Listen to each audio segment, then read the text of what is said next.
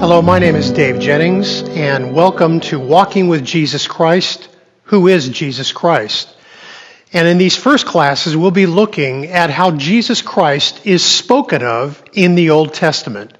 There are some important tips which we'd like to share with you about how to uncover these kinds of gems. And it needs to be said here at the beginning that Jesus is spoken of and spoken about through the entirety of the Bible. But as we read the Old Testament, it's hundreds and sometimes thousands of years before Jesus' birth. And so Jesus, we are going to see, is the center of the plan and the purpose of God. The passages that we read today are going to allow us to see how many prophecies were given about Jesus and how many were fulfilled, and in many cases are yet to be fulfilled. But during the times of the Old Testament, these visions of the upcoming Messiah, the Messiah who would come, and his work were so critically important because it was the center of their hope. Even during times of persecution, they could look forward to the Messiah coming. And as I said, many of those Old Testament passages have been fulfilled, and many of them are yet to be fulfilled. For us today, they are a bright, shining light to us. It's a beacon of our hope as we look forward to the return of Jesus and see passages in the Old Testament that are yet to be fulfilled. So let's start in Luke chapter 24. And this is on the road to a little town called Emmaus. Now, after the crucifixion of Jesus, many of the believers that were in Jerusalem understandably had their faith greatly shaken. And even after the resurrection, some they just didn't understand, or perhaps they just didn't believe that he had actually been raised from the dead. They didn't understand that he needed to die, and they didn't understand the resurrection. And the accounts of women who had seen Jesus and some of the apostles, it just seemed too much to believe for many of them. And there were these two men who were walking from Jerusalem on a 7.5-mile journey to go back to Emmaus, a neighboring town. And so Jesus takes the time to go and to meet them on the road to Emmaus. But he doesn't reveal who he is.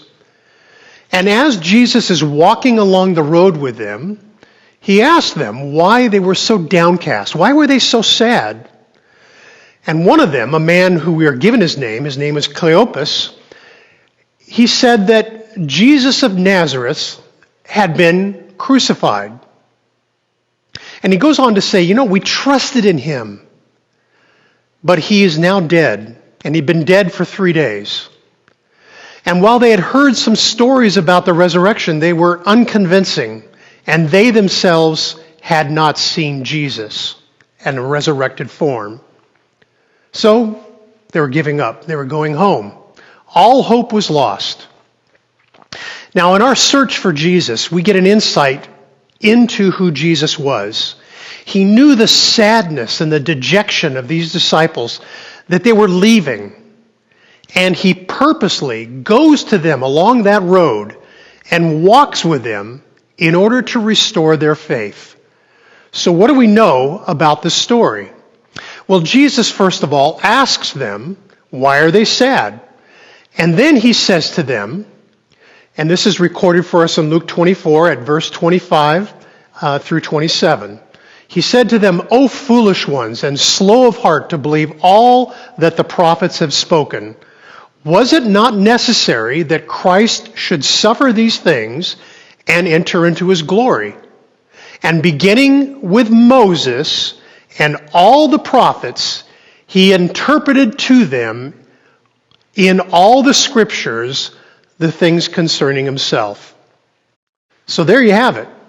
The greatest Bible class of all time, led by Jesus Christ. And what was he teaching them? He was going back to the Old Testament, back to the beginning writings of Moses, starting in Genesis, and showed how there were so many passages that spoke of him. These men had read them before, but they had not seen Jesus in them.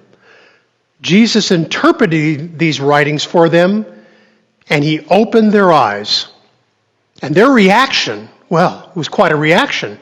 After Jesus tarried with them and he shared a meal, they finally recognized him.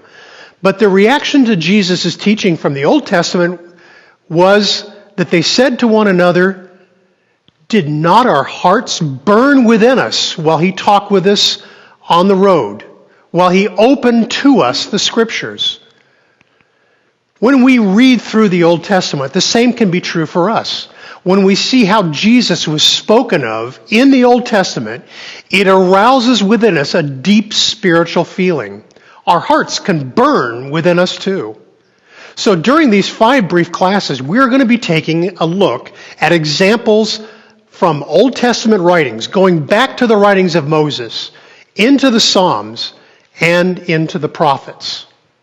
You know, scholars estimate that there's more than 450 references in the Old Testament specifically about Jesus. They're not always easy to identify. And in some cases, we are able to see that a scripture from the Old Testament was speaking about Jesus because a New Testament writer, or even Jesus himself, wrote about it and spoke about it and showed how it was being fulfilled by Jesus Christ. But there's a number of literary forms that we see in the Bible that help us to be able to understand how Jesus is being spoken of in the Old Testament. There are types, signs, symbols, foreshadowing, and prophecy. So, we use these literary styles to uncover Jesus Christ in the Old Testament. In our second class, we'll look at examples of Jesus found in just the first 3 chapters of Genesis. Jesus as the light, Jesus as the seed of the woman, and Jesus foreshadowed by the provision of animal sacrifice after the sin of Adam and Eve.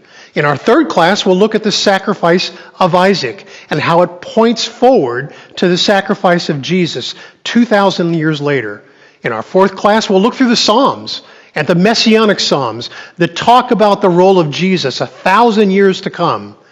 And in the fifth and last class, we'll examine prophecies from the prophets about Jesus and telling us about his role.